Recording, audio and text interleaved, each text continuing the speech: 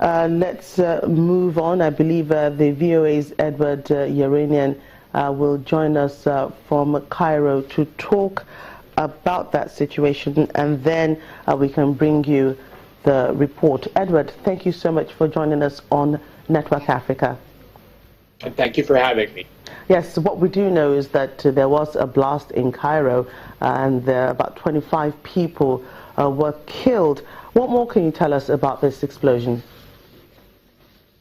Egyptian President Sisi said that they had arrested 4 people and that the perpetrator of the bombing was a young 22-year-old man who, according to the president, was wearing a suicide vest.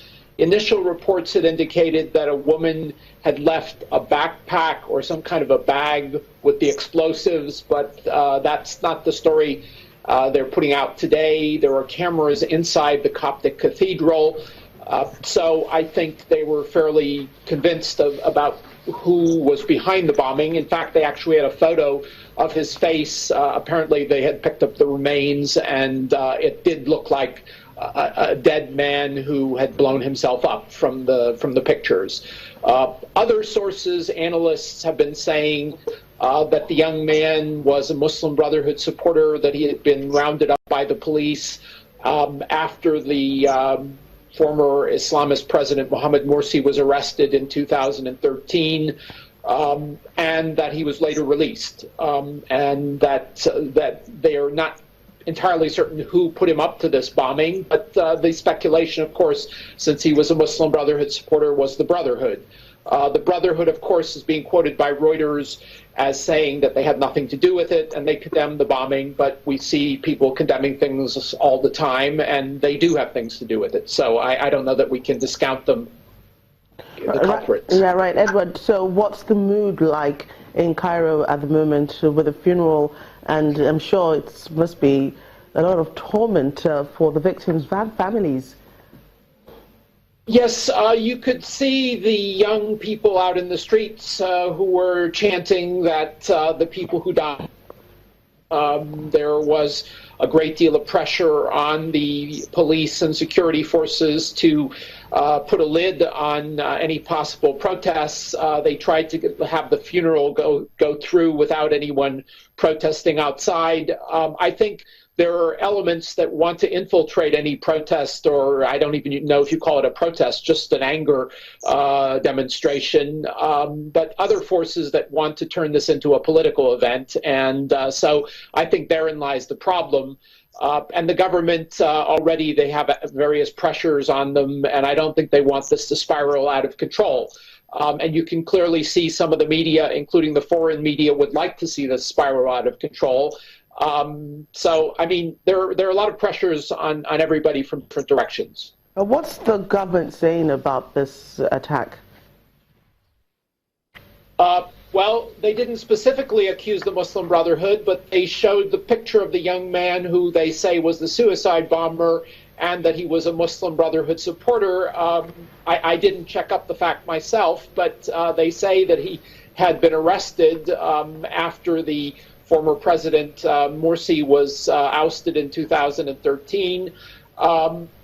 If he was a Muslim Brotherhood supporter, who put him up to it? Well, anyone could have put him up to it, whether he was a Muslim Brotherhood supporter or not. But there are a lot of parties that, outside countries that support the Muslim Brotherhood as well. So, I mean, there are countries that would like to see Egypt fall apart, I guess. I wouldn't name them, but I mean, certainly the Egyptian media does a good job of naming those countries. Right, Edward, thank you for joining us on the program and sharing your thoughts on the situation in Cairo. My pleasure. To other news now, inflation in Sudan is approaching 20%. The government austerity measures have fueled growing discontent and rare protests in Sudan in recent weeks. Protests have so far been small, but mindful of popular anger that swept away several Arab autocrats in 2011.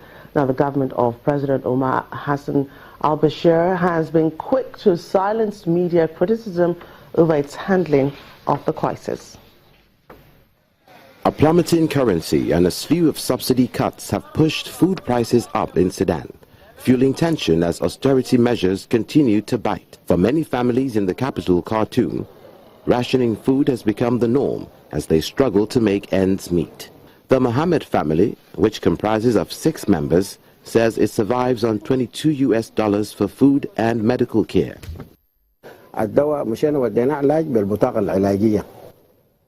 I took my son to the clinic for medical treatment with my health insurance card, but despite that I had to pay 69 Sudanese pounds, that's about $10 to buy the eye drops. This money was taken out of the money that was put aside for food, and after the latest increase, my income will not be enough for our daily expenses. Protests erupted last month after Sudan announced austerity measures including fuel and electricity subsidy cuts and restrictions on some imports.